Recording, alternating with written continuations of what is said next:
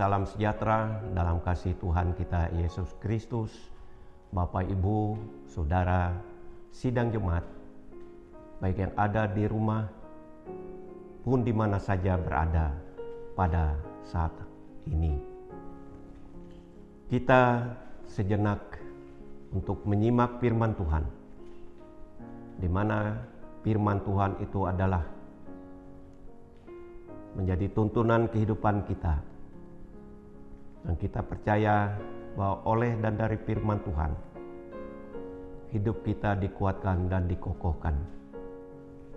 Tanpa ragu-ragu dan takut menjalani kehidupan ini.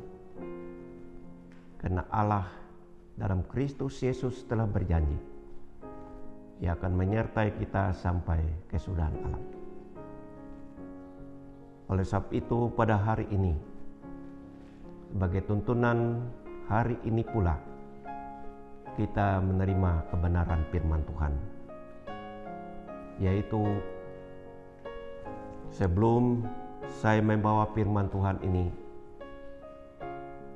untuk Bapak, Ibu, Saudara sidang jemaat, mari kita berdoa. Ya Allah, Bapa kami yang ada di surga,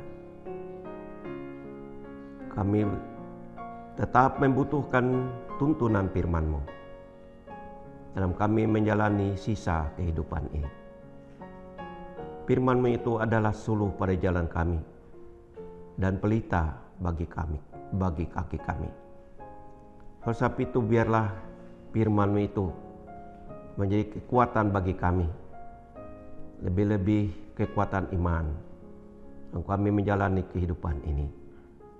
Sebab itu biarlah kiranya Roh Kudus memimpin hati, akal, budi, dan pikiran kami, agar kami dapat memperoleh hikmat, mengetahui akan kebenaran firman-Mu ini. Dalam Kristus Yesus kami berdoa. Amin.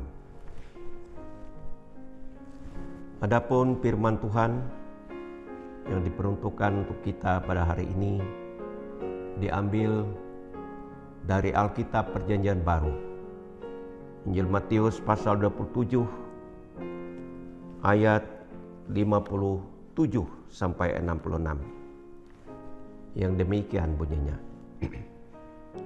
Yesus dikuburkan. Menjelang malam datanglah seorang kaya, orang Arimatea, yang bernama Yusuf, dan yang telah menjadi murid Yesus juga.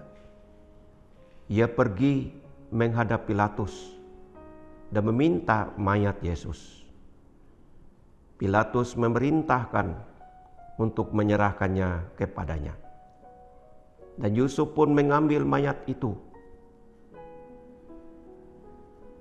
mengapaninya dengan kain lenan yang putih bersih, lalu membaringkannya di dalam kuburnya yang baru, yang digalinya di dalam bukit batu. Dan sesudah menggulingkan sebuah batu besar ke pintu kubur itu, pergilah ia. Tetapi Maria Magdalena dan Maria yang lain tinggal di situ, duduk di depan kubur itu. Keesokan harinya, yaitu sesudah hari persiapan, datanglah imam-imam kepala dan orang-orang Farisi bersama-sama menghadap Pilatus, dan mereka berkata, "Tuan, kami ingat bahwa si penyesat itu sewaktu hidupnya berkata, ya sudah 3 hari aku akan bangkit. Karena itu perintahkanlah untuk menjaga kubur itu sampai hari yang ketiga. Jikalau tidak, murid-muridnya mungkin datang untuk mencuri dia, lalu mengatakan kepada rakyat, ia telah bangkit dari antara orang mati, sehingga penyesatan yang terakhir akan lebih buruk akibatnya daripada yang pertama." Kata Pilatus kepada mereka, "Inilah penjaga-penjaga bagimu." Pergi dan jagalah kubur itu sebaik-baiknya. Maka pergilah mereka, dan dengan bantuan penjaga-penjaga itu mereka memeteraikan kubur itu dan menjaganya. Demikianlah bacaan Alkitab firman Tuhan. Yang berbahagia adalah mereka yang mendengar dan yang memeliharanya. Shalom Bapak Ibu Saudara yang dikasihi dalam Tuhan kita Yesus Kristus. Setelah Yesus mati di kayu salib, ada seorang murid Yesus menghadap Pilatus. Tujuannya tidak lain adalah meminta izin Pilatus untuk menurunkan tubuh Yesus dan memberikan untuk dimakamkan secara manusiawi. Menariknya saudara, orang ini bukan termasuk dari ke-12 murid Yesus Kristus itu. Dia adalah bernama Yusuf, seorang yang kaya dari Arimatea.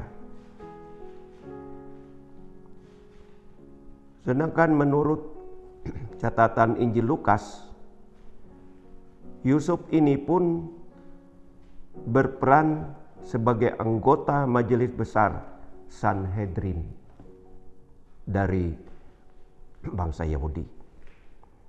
Ia termasuk orang yang berpengaruh, orang yang terkemuka di kalangan Yahudi. Namun saudara, ia tidak seperti para anggota Sanhedrin lainnya yang membenci Yesus.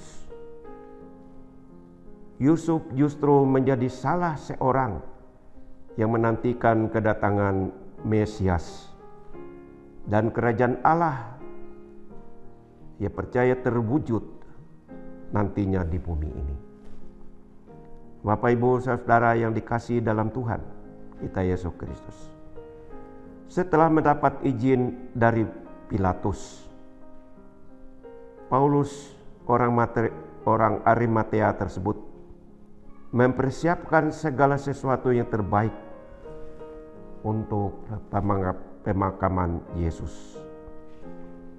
Proses pemakaman itu disaksikan oleh beberapa orang perempuan katanya, termasuk Maria Magdalena dan Maria yang lain. Terlihat sangat jelas bahwa kematian Yesus tidak menghalangi Yusuf untuk memberikan yang terbaik bagi gurunya. Meskipun di balik semuanya itu, harapan Yusuf dan yang murid-murid yang lain telah pupus. Kan segala apa yang telah disampaikan oleh Yesus sebelumnya, bahwa mereka akan menikmati bersama Yesus, yaitu sebuah janji Allah melalui Yesus disampaikan kepada dunia, kepada kita semua, yaitu tentang pengampunan dosa, tentang keselamatan, tentang hidup kekal, tentang kerajaan Allah. Bapak Ibu Saudara yang dikasihi dalam Tuhan kita Yesus Kristus, dengan kematian Yesus itulah semua harapan para murid itu tidak nyata. Mereka menghadapi sebuah kehidupan dalam sebuah dilema tanda tanya. Apakah yang telah disampaikan oleh Yesus kendati pun ia sudah mati itu menjadi sebuah pegangan kehidupan iman percaya mereka? Bapak Ibu Saudara yang dikasihi dalam Tuhan, kita percaya bahwa Yesus Kristus telah mengalahkan kematian atau maut. Pada hari yang ketiga ia bangkit. Dan kebangkitan itu adalah kemenangan bagi orang percaya. Itulah janji Kristus yang pasti pada setiap orang yang hidup beriman, berpengharapan kepadanya. Dan itulah yang menjadi pegangan kehidupan gereja, orang-orang percaya di tengah-tengah dunia ini, dengan segala dilema, problema, pergumulan, cobaan-cobaan kehidupan dunia ini yang sangat mengganggu stabilitas kehidupan iman percaya kita.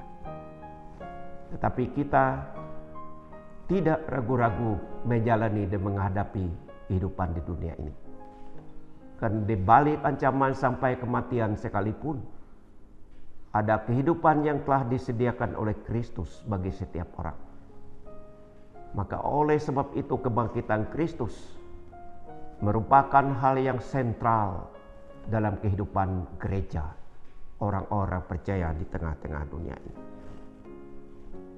Bapak, Ibu, Saudara yang dikasihi dalam Tuhan kita Yesus Kristus, memang tidak sedikit orang Kristen memperlakukan Allah seperti pepatah bahwa sewaktu kita baik, maka baiklah hubungan kita.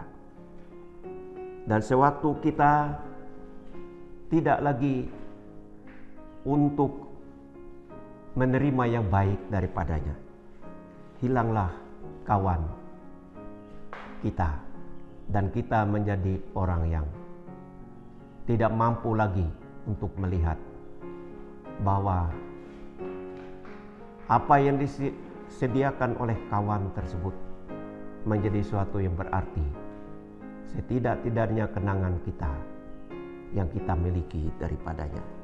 Lebih-lebih lagi Tuhan, Ia bukan hanya memberikan sebuah kenangan kepada hidup ini, tetapi Ia memberikan sebuah kepastian, karena Ia adalah jalan kebenaran dan hidup. Bagi setiap orang yang percaya kepadanya akan memperoleh kehidupan itu.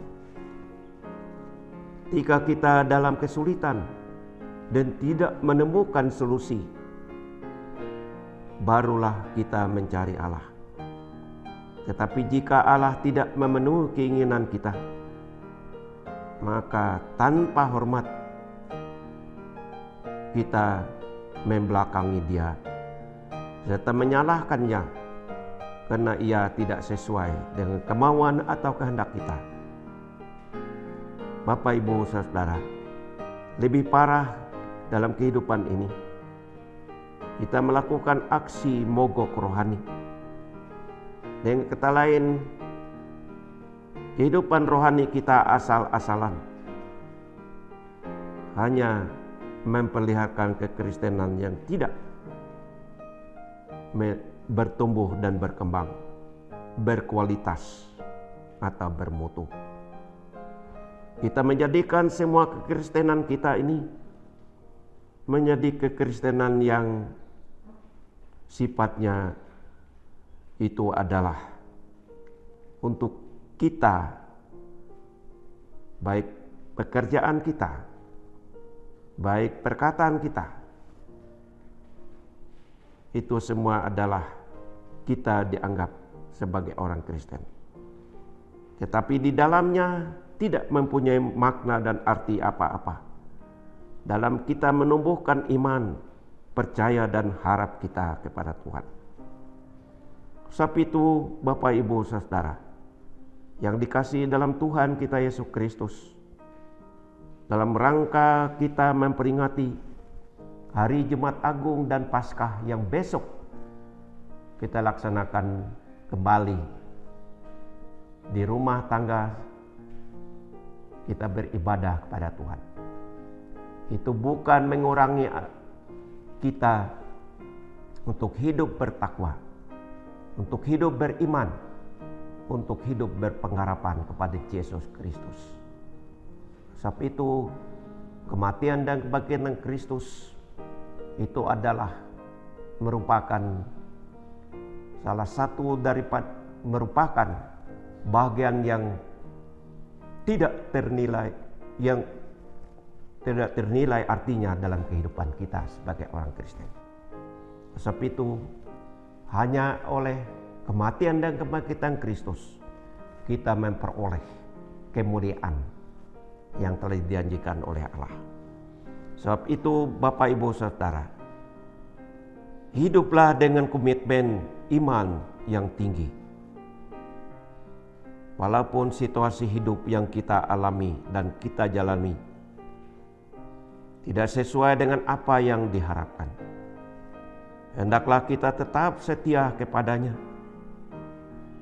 sambil menantikan kedatangannya yang kedua kalinya dengan penuh kesetiaan tanpa ragu-ragu. Tuhan menyertai kita. Selamat memperingati Hari Jumat Agung dan selamat menyongsong Hari Paskah, hari kemenangan Tuhan bagi dunia, bagi umat. Amin. Mari kita berdoa. Terima kasih Tuhan Bapa di surga. Engkau telah menyatakan kehendak-Mu melalui firman yang kami beritakan pada saat ini. Biarlah firman Tuhan ini mengokoh, menguatkan, dan memberikan kepada kami mutu dan kualitas kehidupan percaya kami sebagai orang percaya di tengah-tengah dunia ini. Agar kami tidak bimbang dan tidak ragu-ragu. Membuktikan iman kami yang bertumbuh dan berkembang hanya di dalam Engkau. Karena janji-janji Tuhan itu adalah janji yang pasti bagi kami. Sebab itu biarlah kehidupan ini kami mau pertaruhkan hanya kepada Tuhan. Dan biarlah apa yang ada pada kami itu semua adalah kesempatan untuk memberitakan kasih kemurahan Tuhan kepada dunia ini. Yang dimana dunia ini sungguh-sungguh menantikan sebuah pengharapan yang pasti pula.